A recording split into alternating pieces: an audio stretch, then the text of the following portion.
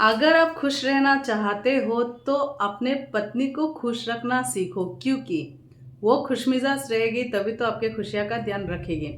इसलिए इस पूरा वीडियो को पूरा अंत तक ज़रूर देखना। मैं हूँ महक सिन्हा, आपकी दोस्त। मेरी चैनल को विजिट करने के लिए, मेरे वीडियो को देखने के लिए मैं आपके हार्दिक स्वागत करती हूँ।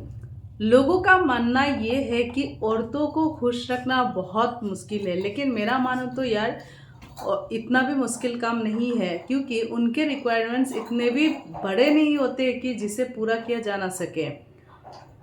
क्योंकि देखो, जब उनका शादी होता है यानी कि औरत बनने से पहले वो एक लड़की रहती है जिनके ऊपर ना तो कोई जिम्मेदारी होता है ना कोई बोझ। वो केवल अपने शर्तों पर ज़िंदगी जी रही होती है, लेकिन जैसे ही शादी होती है वो एक औरत बन जाती है। और जैसे ही एक औरत बनती है, हम सबको पता है कि एक औरत के ऊपर कितनी सारी जिम्मेदारियां आती है। पति की जिम्मेदारियां, ससुराल के जिम्मेदारियां, तो ऐसे कई सारी जिम्मेदारियां जो उनके ऊपर आती है जिन्हें वो निभाना पड़ता है, यानी कि निभाती है।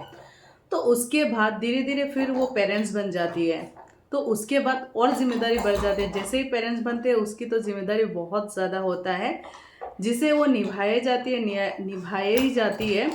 ऐसे करते करते वो किसी दिन थक जाती है। उन्हें ऐसा महसूस होता है कि वो जितना कर रही है लेकिन उसकी कदर किसी को नहीं होता है। उनके मन में ऐसा लगने लगता है और वो बहुत दुखी हो जाती है, क्योंकि उसे ऐसा लगता है कि उन्हें वो इज्जत नहीं मिलता जिनका वो हकदार है। तब उन्हें खुद की याद आ जाती है। जिम्मेदारियों को पूरा करते करते वो खुद को पूरी तरह से भुला देती है, लेकिन उस दिन उनको खुद की याद आ जाती है। और जैसे ही याद आती है वो दुखी हो जाती है पुराने लाइफ को याद करके। और ये जो दुख है, दुखी है तो गुस्सा में बदलता है, और गुस्सा है तो फ्रस्ट्रेशन में बदलने में ज़्यादा समय नहीं लगता। अगर आप नहीं चाहते हो आपकी पत्नी का फ्रस्ट्रेशन जो है वो बढ़े या तो फिर आप पर निकले, उससे पहले आपको कुछ ऐसे सोल्यूशन अपना लेना ज़रूर चाहिए। जैसे कि देखो, वो इतने सारे कंप्रोमाइज़ कर रही है तो उनको ऐसा ना लगे कि वो केवल समझौता ही कर रही है, क्योंकि वो खुद की ज़िंदगी भूल के अगर वही सारी चीज़ों को करती रहती है तो उन्हें ऐसा लगने लगता है कि उनकी ज़िंदगी जो है वो उनकी ज़िंदगी ही नहीं रह जाती है। तो उन्हें अपने जो पर्सनल लाइफ है उनमें जो खुशी होनी चाहिए वो उनको नहीं मिलता है, यानी कि वही खुशी जो है उन्हें खलती रहती है। तो इसलिए एक अच्छा हस्बैंड बनने के लिए आपको क्या करना होगा, कब जैसे अगर आपके वाइफ को शॉपिंग करने का शौक़ है तो अपने बजट के हिसाब से उन्हें कभी कभार शॉपिंग भी कराया करो। या फिर अगर घूमने का शौक़ है तो उन्हें कभी कभार टाइम निकल के घुमाने लेके जाया करो। या फिर अपने फ्रेंड सर्कल से कभी मिलने का मौका दे दो, ताकि वो अपनी जो पर्सनल लाइफ है उनमें वो खुश रहेगी। तो उन्हें ये नहीं लगेगा कि वो एक घर संसार या घर परिवार के लिए वो अपने आप को समझौता नहीं कर रही है, यानी कि कंप्रोमाइज़ नहीं कर रही है। तो ऐसा नहीं लगेगा तो उनको ये लाइफ बोझ भी नहीं लगेगा। इसलिए दोस्तों, जैसे कभी कभार अगर औरतों को मेकअप का बहुत शौक़ होता है किसी किसी को, तो अगर आपके वाइफ को मेकअप का शौक़ है तो उसके ज़रूरत के अनुसार उनके मेकअप के सामान कभी कभार ला के दे दो, या फिर उनका ख्याल रखो।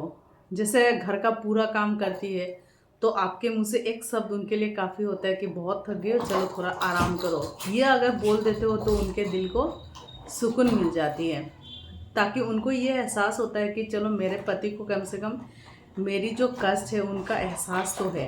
तो उसमें उनका जो माइंड है वो रिलैक्स हो जाता है। ऐसे बहुत सारे चीज़ें होंगे जो छोटी छोटी चाहते होती है, वो आप साथ रहेंगे तो आपको पता होगा कि ऐसा क्या करने से आपकी पत्नी जो है वो खुश रह सकती है। तो मैंने तो जस्ट एक एग्जांपल दे दिया, यानी कि मैंने रास्ता दिखा दिया। अब उस रास्ते को कैसे सजाना है ये आपकी जिम्मेदारी है। तो आशा करती हूँ मेरी ये वीडियोस ज़रूर आपके काम आएंगे। और अगर आप लेडीज़ हो, देख रहे हो, तो इसे शेयर इसलिए करो क्योंकि ताकि ये शेयर होते होते अपने पति तक पहुँच जाए और वो ये सब करे तो आपकी ज़िंदगी खुशमिजाज हो जाएगा। तो चलिए दोस्तों, लाइक ज़रूर करना और कमेंट बॉक्स में कमेंट करके कुछ ना कुछ तो ज़रूर बोलना इस बारे में। और अगर आप मेरी चैनल को पहली बार देख रहे हो, विजिट नहीं किया, तो इसे ज़रूर विजिट करो और साथ में बेल आइकन को भी क्लिक करना, क्योंकि इस तरह का जो रिलेटेड वीडियोस मैं देती हूँ उसका नोटिफिकेशन आपको भी मिल सके।